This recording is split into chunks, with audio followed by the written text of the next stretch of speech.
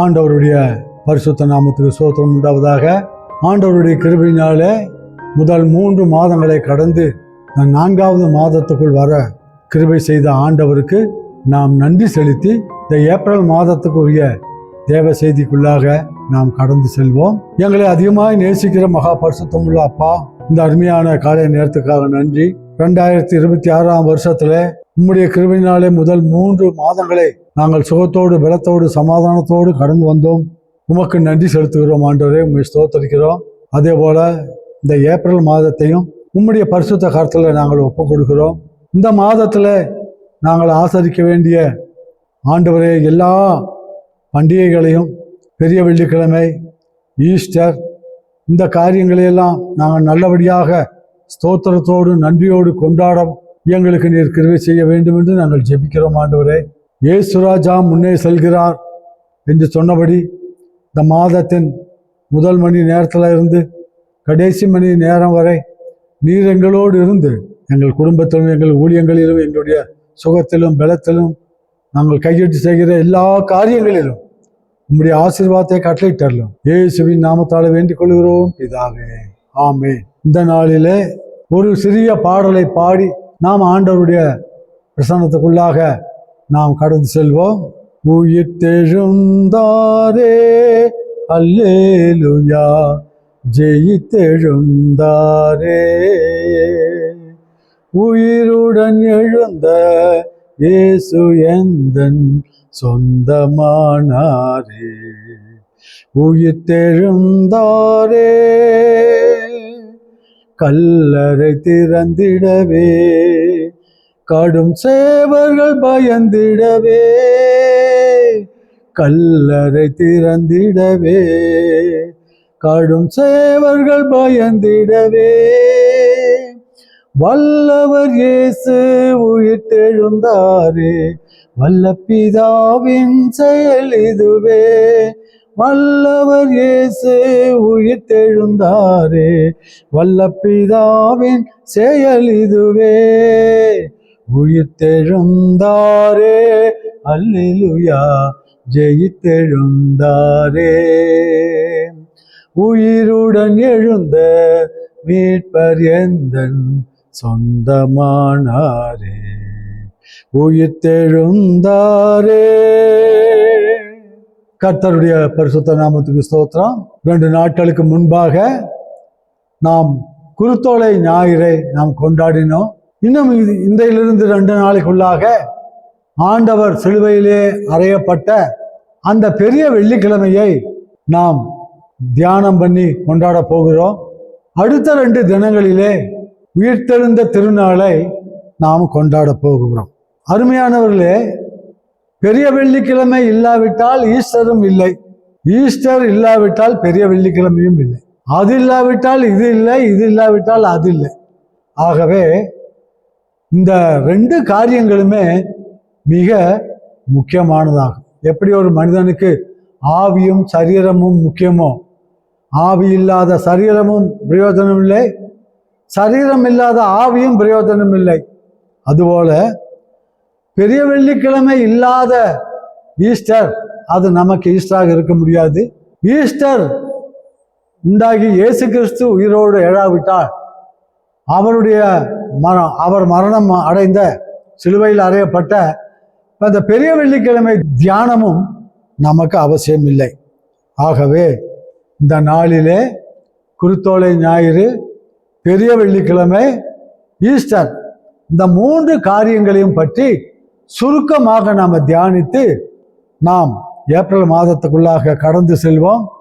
கர்த்தர் என்னையும் உங்களையும் தம்முடைய பரிசுத்த ஆவியினாலே பலப்படுத்தி உயிர்ப்படுத்தி நம்மை வெற்றிகரமாய் நடத்துவாராக.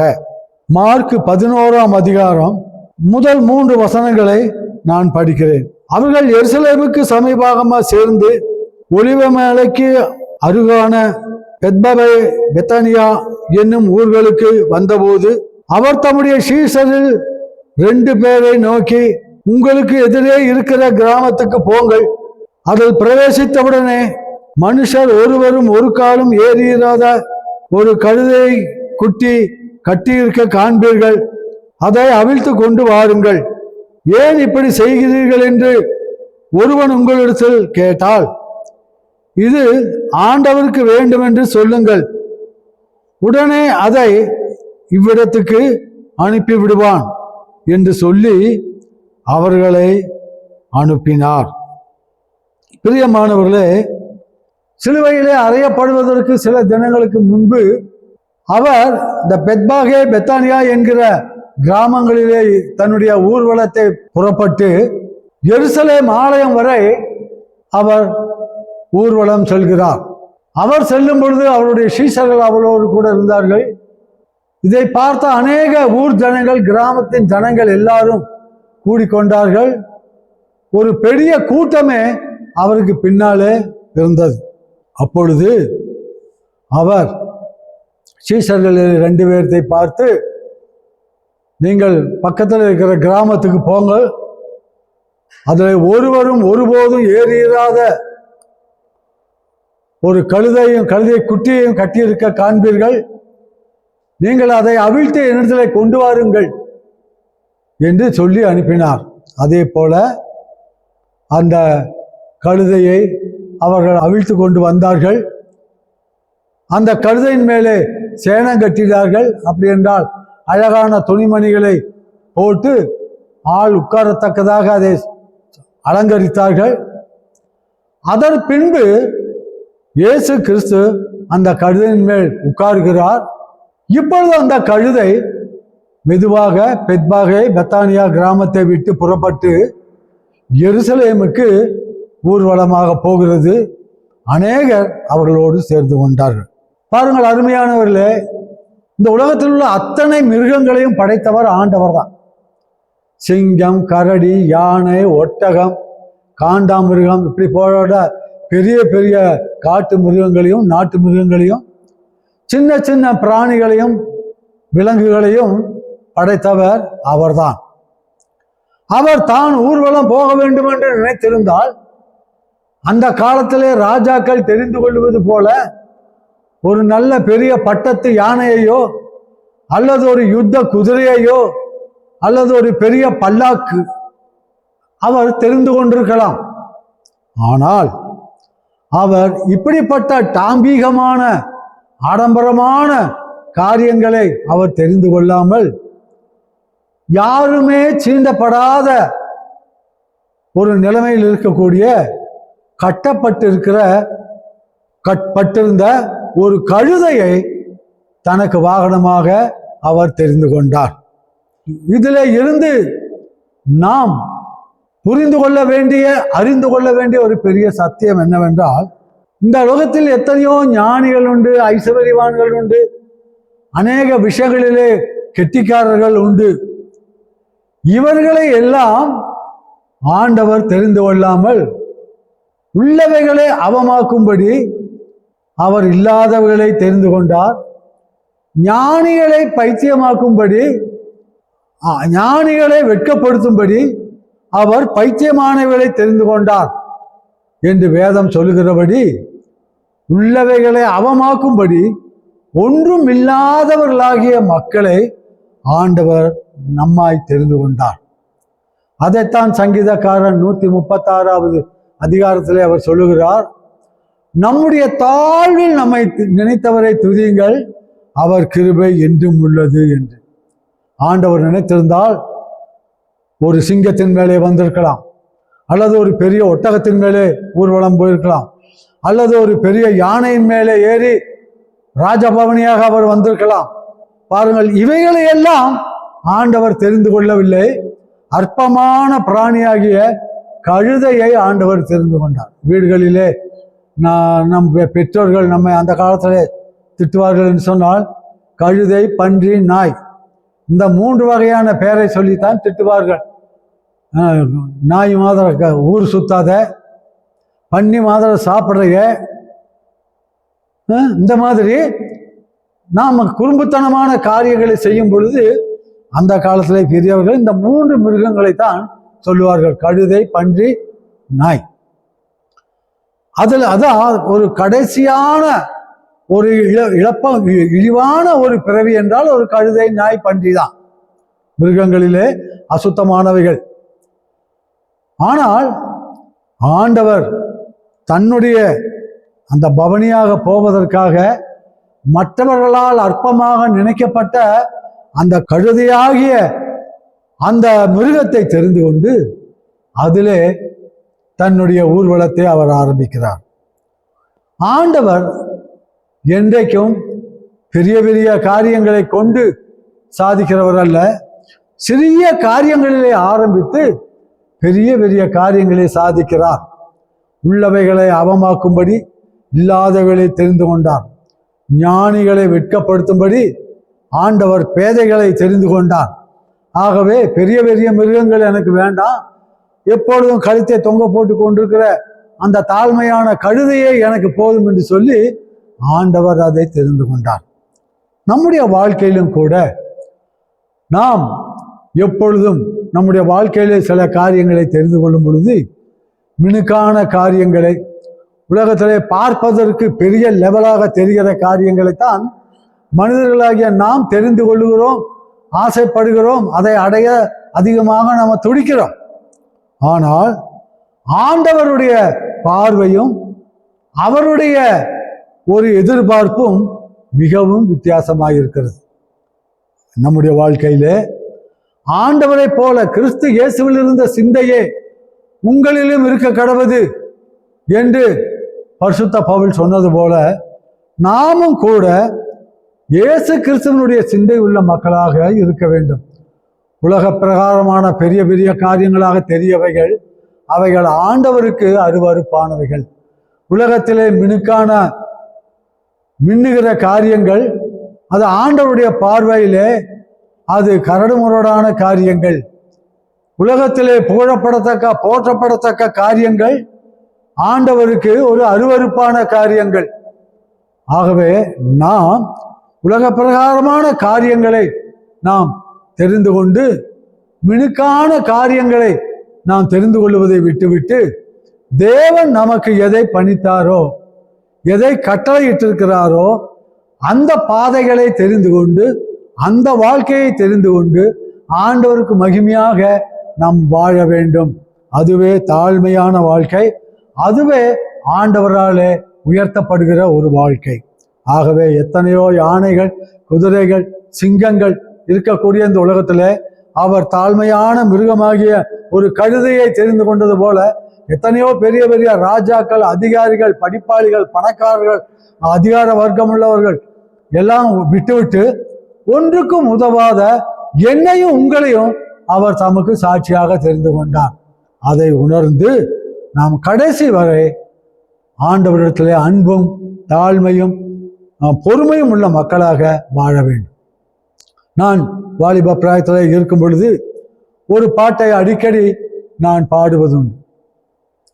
வாலிப நாளில் இயேசுவை கண்டேன், வாஞ்சையுடன் என்னை தேடி வந்தார். வாலிப நாளில் இயேசுவை கண்டேன், வாஞ்சையுடன் என்னை தேடி வந்தார். எதற்குமே உதவா என்னையும் கண்டெடுத்தார். இயேசுவின் அன்பை நான் என் சொல்லுவேன். எதற்குமே உதவா என்னையும் கண்டெடுத்தார். இயேசுவின் அன்பை நான் என் சொல்லுவேன். ஆனந்தமாய் எதற்குமே உதவாக என்னை ஆண்டவர் தமக்காக தெரிந்து கொண்டார். இதுபோல நம்மில் அநேகரை தெரிந்து கொண்டார். இது தேவனுடைய கிருபையே இல்லாமல் நம்முடைய கெட்டிக்காரத்தனம் அல்ல.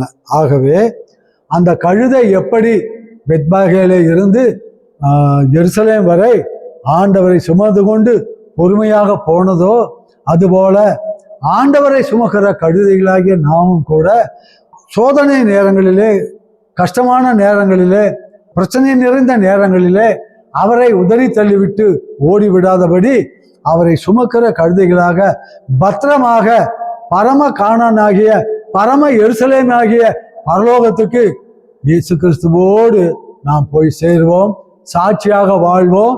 இந்த குருத்தோலை ஞாயிறை ஆண்டவர் நமக்கு ஆசீர்வதிப்பாராக. குருத்தோலை ஞாயிறின் ஒரு முழு அர்த்தம் என்னவென்றால், அவரே வரப்போகிற காலங்களிலே நம்மை ஆளுகிற ராஜா, இந்த உலகத்தை நியாயம் தீர்க்கிற நியாயாதிபதி, இந்த நம் சர்வத்துக்கும் லோகத்துக்கும் சக்கராதிபதி என்பதை நிரூபிக்கும்படியாக அவர் அந்த கழுதையின் மேலே அவர் பவனியாக வந்தார். அடுத்தபடியாக நாம் பார்க்கும் பொழுது, ஆண்டவர் அங்கே அரெஸ்ட் செய்யப்படுகிறார். பொந்தியு, பிலாத்துவின், ஏரோது இவர்களுடைய ராஜசபையில அநேக கேள்விகள் கேட்கப்படுகிறார். அங்கே அவர் அடிக்கப்படுகிறார். அங்கே ஒரு கேள்வி ராஜா கேட்கிறார். ஏரோது அவர்களை நோக்கி, இந்த பரபாசை உங்களுக்கு விடுவிக்க வேண்டுமா, அல்லது இந்த இயேசுவை உங்களுக்கு பஸ்கா பண்டிகையிலே விடுதலை பண்ண வேண்டுமா என்று கேட்கும் பொழுது, ஜனங்கள் எல்லாரும், தலைவர்கள் எல்லாரும் ஜனங்களை ஏவி விடுகிறார்கள். நீ பரபாசைத்தான் எங்களுக்கு விடுதலை செய்ய வேண்டும் என்று சொல்லுங்கள் என்று சொல்லி, நீதிபரராகிய இயேசு கிறிஸ்து வேண்டாம், இந்த திருடன், இந்த கொலைகாரன், அவனைத்தான் எங்களுக்கு விடுதலையாக்க வேண்டும் என்று சொல்லி ஜனங்களை ராஜாவிடத்தில் கேட்கும்படி தூண்டி விடுகிறார்கள் வேதபாரகரும் பரிசேயரும். இன்றைய உலக நடவடிக்கைகளும் அப்படித்தான் இருக்கிறதா. இயேசு வேண்டுமா, பிசாசு வேண்டுமா? எங்களுக்கு பிசாசு தான் வேண்டும் என்று சொல்வது போல இருக்கிறது. நல்ல காரியங்கள் நடக்க வேண்டுமா, கெட்ட காரியங்கள் நடக்க வேண்டுமா? ஐயா, எங்களுக்கு நல்ல காரியங்கள் வேண்டாம், கெட்டதே நடந்தா பரவாயில்ல, இதுலயே நாங்கள் வாழ்ந்து மடிகிறோம் என்று ஜனங்கள் தங்களுக்கு சித்தமான பொல்லாத காரியங்களைத்தான் தெரிந்து கொள்கிறார்களே ஒழிய, ஆண்டவர் நமக்காக வைத்திருக்கிற ஜீவ வழியை மனிதன் வெறுக்கிறான். அங்கே காட்டி கொடுக்கப்படுகிறார், அடிக்கப்படுகிறார், மூஞ்சிலே துப்பப்படுகிறார், தலையிலே முள்முடி வைத்து அழுத்தப்படுகிறார், இரவு முழுவதும் அவரை உபத்திரவப்படுத்தினார்கள் என்று ஒரு வசனம் சொல்கிறது. இரவு முழுவதும் அவரை சித்திரவதைப்படுத்தினார்கள். பாருங்கள், ஒரு சின்ன முள்ளு குத்தி விட்டால் நமக்கு எவ்வளவு வேதனை. அதை எடுத்த பின்னால கூட நமக்கு கொஞ்ச நேரம் சமாதானமாக இருப்பதில்லை. யாராவது ஒருவன் ஒரு அடி நம்மை அடித்து விட்டால் ஒரு மாதத்துக்கு அதை நினைத்து நம்ம வருத்தப்படுகிறோம், வேதனைப்படுகிறோம். அடித்தவனை எப்படி அடிக்கலாம், எப்படி பழிவாங்கலாம், எப்படி தீர்த்து கட்டலாம், இப்படி எவ்வளவு பொல்லாத எண்ணங்களும் திட்டங்களும். ஒரு மனிதன் நமக்கு தீமை செய்தால் அவன் மேல் நமக்கு அப்படி வருகிறது. ஆனால் இயேசு கிறிஸ்து அப்படியெல்லாம் செய்யாதபடிக்கு, பிதாவே இவர்களுக்கு மன்னியும், தாங்கள் செய்கிறது இன்னதென்று அறியாதிருக்கிறார்கள் என்று சொல்லி தன்னை குத்தினவர்களையும் துப்பினவர்களையும் அடித்தவர்களையும் சிலுவையில் அறைந்தவர்களையும் ஆண்டவர் பிதாவாகிய தேவன் மன்னிக்கும்படி அவர்களுக்காக மன்னிப்புக்காக கெஞ்சினார். நாமும் கூட இந்த பெரிய வெள்ளிக்கிழமையிலே சிலுவை தியானத்தை தியானிக்கிற நாம் நம்முடைய வாழ்க்கையை வெறும் தியானத்தோடு விட்டுவிடாதபடி, எவைகளை தியானம் பண்ணுகிறோமோ, எவைகளை நம்ம படிக்கிறோமோ, மனப்பாடம் பண்ணுகிறோமோ, மற்றவர்களுக்கு போதிக்கிறோமோ, அதை நம்முடைய வாழ்க்கையிலே நாம் கை கொள்ளும் பொழுது கர்த்தர் நம்மை ஆசீர்வதிப்பார். கிறிஸ்து இயேசுவில் இருந்த சிந்தையே உங்களில் இருக்க கடவது என்று பரிசுத்த பவுல் சொல்லி இருக்கிறார். ஆகவே நாம் கிறிஸ்துவனுடைய பிள்ளைகளாக இருப்போம் என்று சொன்னார், கிறிஸ்துவனுடைய இரத்தத்தினாலே மறுபடியும் பிறந்தவர்களாக இருப்போம் என்று சொன்னார், இயேசு கிறிஸ்துவனுடைய சிந்தையை நாம் உருவாக்கி கொள்ள வேண்டும். கோபங்கள், எரிச்சல்கள், வைராக்கியங்கள், சண்டைகள், கொலைபாதகங்கள், பொல்லாத ஆவிகள், இவைகளையெல்லாம் நம்மை விட்டு கலைந்து, ஒருவேளை அவைகளையெல்லாம் சிலுவையிலே அறைந்து கர்த்தருக்காக பாவத்துக்கு நம்ம செத்தவர்களாகவும் நீதிக்கு பிழைத்தவர்களாகவும் நம்ம மாறுவோம். அப்பொழுது கர்த்தர் நம்மை பிரகாசிப்பிப்பார். பாவங்களுக்கு செத்து நீதிக்கு பிழைத்து தேவனுக்கு சாட்சியாக வாழ பிரயாசம் படும் பொழுது பரிசுத்த ஆவியானவர் நமக்கு சகல விதங்களிலும் சகாயம் பண்ணுவார். பாவம் நிறைந்த, பிரச்சனை நிறைந்த, குழப்பம் நிறைந்த இந்த உலகத்திலே எழும்பி பிரகாசிக்கிற விளக்குகளாக யோவான் ஸ்நானனை போல, எலியாவை போல, சாமுவேல் தீர்க்கதரிசியை போல, பரிசுத்த பவுலை போல, இயேசு கிறிஸ்துவை போல நாமும் அநேகருக்கு ஆசீர்வாதத்தை தரக்கூடிய மக்களாக கர்த்தர் உங்களையும் என்னையும் மாற்றுவார். ஆகவே நாம் இயேசு கிறிஸ்துவை போல ஒரு கேரக்டரை பெற்றுக்கொள்ள நாம் ஜெபிப்போம், பெற்றுக்கொள்வோம், வாழ்வோம். மூன்றாவதாக பார்க்கும் பொழுது மார்க்கு 15ஆம் அதிகாரம் 16ஆம் அதிகாரங்கள் எல்லாம் பார்க்கும் பொழுது அங்கே இயேசு கிறிஸ்துவை சிலுவையிலே அறைந்தார்கள். அறைந்து 3வது நாளிலே சில ஸ்திரீகள் அவருக்கு கடைசி சடங்குகளை செய்ய கல்லறைக்கு போகிறார்கள். அதிகாலையிலே 5-6 மணிக்கு அங்கே போகும் பொழுது இயேசு கிறிஸ்துவனுடைய சரீரத்தை காணவில்லை. அவரை வைத்திருந்த கல்லறை திறந்திருந்தது. கல்லறையை ஒரு பெரிய கல்லை வைத்து மூடியிருந்தார்கள். சாதாரண மக்களால் அதை உருட்ட முடியாது, உருட்டி தள்ள முடியாது, திறக்க முடியாது. அப்படிப்பட்ட ஒரு பெரிய கல் வைத்து அதற்கு 2 சோல்ஜர்களையும் அதற்கு காவலாக வைத்திருந்தார்கள். ஆனால் 3ஆம் நாளிலே கல்லறை திறந்திடவே கடும் சேவர்கள் பயந்திடவே, கல்லறை திறந்திடவே கடும் சேவர்கள் பயந்திடவே, வல்லவர் இயேசு உயிர்த்தெழுந்தாரே, வல்ல பிதாவின் செயல் இதுவே, வல்லவர் இயேசு உயிர்த்தெழுந்தாரே, வல்ல பிதாவின் செயல் இதுவே, உயிர்த்தெழுந்தாரே, அல்லேலூயா, ஜெயித்தெழுந்தாரே, உயிருடன் எழுந்த மீட்பர் இயேசு சொந்தமானாரே, உயிர்த்தெழுந்தாரே. பிறந்தார், வாழ்ந்தார், அற்புதங்களையும் அடையாளங்களையும் செய்தார். பிரதான ஆசாரியர்களாலும் சபையின் மூப்பர்களாலும் சிலுவையிலே அறையப்பட்டார். ஆனாலும் பிதாவானவர் 3ஆம் நாளிலே அவரை உயிரோடு எழுப்பினார். இயேசு கிறிஸ்துவே ஒரு தரம் சொன்னார், இந்த ஆலயத்தை நீங்கள் இடித்து போடுங்கள், இதை 3 நாளைக்குள்ளே நான் எழுப்புவேன் என்று தன்னுடைய சரீரத்தை குறித்து சொன்னார்.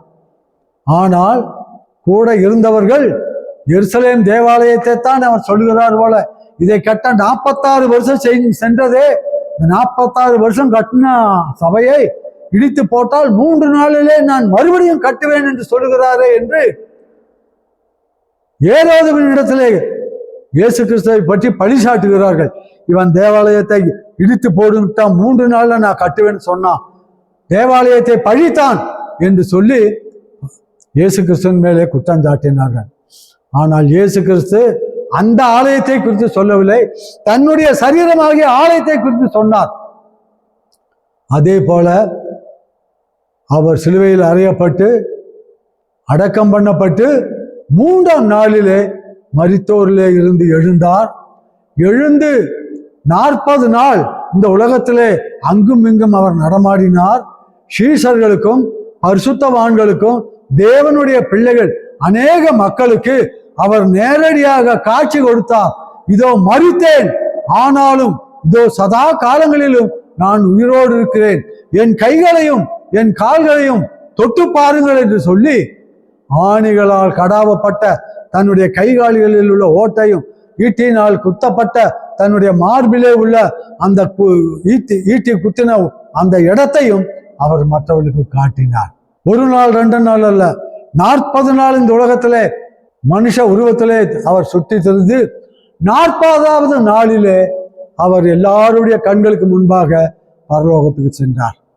பிரியமானவர்களே, 2ஆம் உயிர்த்தெழுதலில் பங்கடைகிறவன் பாக்கியவானும் பரிசுத்தவானுமாய் இருக்கிறான் என்று வேதம் சொல்லுவது போல அவர் 2ஆம் தரமும் உயிர்த்தெழுந்து அவர் பரலோகத்திலே பிதாவினுடைய வலது பார்சத்திலே வீற்றிருக்கிறார். அவ்விடத்திலிருந்து உயிருள்ளோரையும் மரித்தோரையும் நியாயந்தீர்க்க வருவார். அவர் வானத்துக்கு ஏறி போகும் பொழுது ஒரு தூதன் தோண்டி சொன்னார், கலிலேயராகிய மனுஷரே, நீங்கள் வானத்தை அண்ணாந்து பார்த்து கொண்டிருப்பது என்ன? அவர் எப்படி உங்கள் கண்களுக்கு முன்பாக உயர எழும்பி போகிறாரோ அதே போல மறுபடியும் வருவான் என்று சொன்னார்.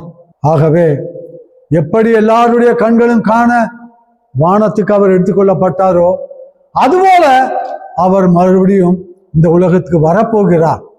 தன்னுடைய பிள்ளைகளை அவர் தன்னோடு கூட எடுத்துக்கொள்ள வரப்போகிறார்.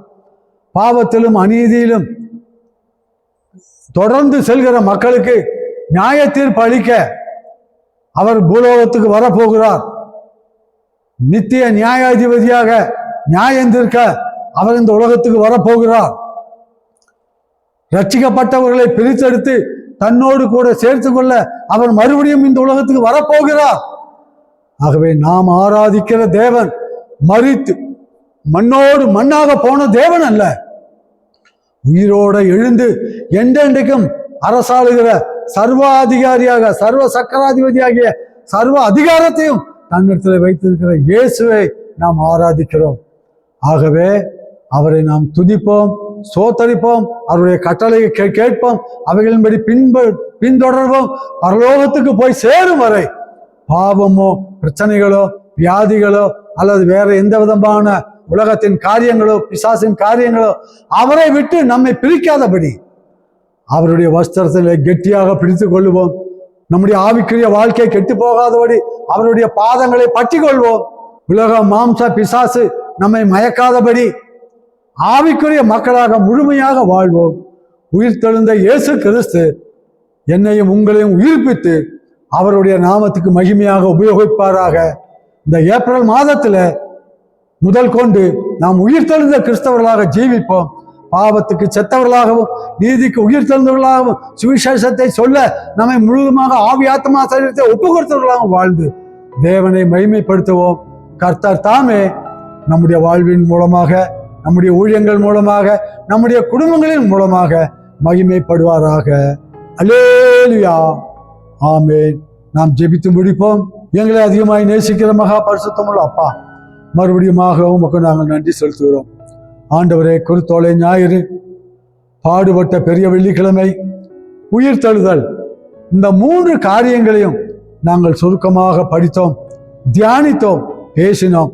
அதன்படி நாங்களும் நீர் எப்படி இந்த உலகத்திலே தேவனுக்கு மகிமையாக உம்மை அனுப்பின பிதாவுக்கு உண்மை உள்ளவராக சாட்சியாக வாழ்ந்தீரோ அதே போல நாங்களும் உம்முடைய வருகை பரியந்தம் உம்முடைய பாதையை விட்டு விலகாதபடி உத்தம சாட்சிகளாக, உண்மையான ஊழியக்காரர்களாக, மகிமையுள்ள பரிசுத்தமுள்ள மக்களாக வாழ்ந்து சாத்தானுக்கு சத்துருக்கு வெட்கத்தை உடுத்தவும் உமக்கு நாங்கள் கிரீடத்தை வைக்கவும் தக்கதாக உமக்கு மகிமையான மக்களாக மாற்றும். இந்த மாதம் முழுவதும் உம்முடைய கிருபை எங்களோடு இருப்பதாக, எங்கள் ஊழியங்களும் சபைகளும் குடும்பங்களும் ஆசீர்வதிக்கப்படுவதாக, உம்மை அறியாத ஜனங்கள் உம்மை காண்பார்களாக, இந்தியா இயேசுவுக்கு சொந்தமாவதாக இயேசுவின் நாமத்தால் வேண்டிக் கொள்கிறோம் பிதாவே, ஆமென். அல்லேலூயா, அல்லேலூயா. Praise the Lord, praise the Lord.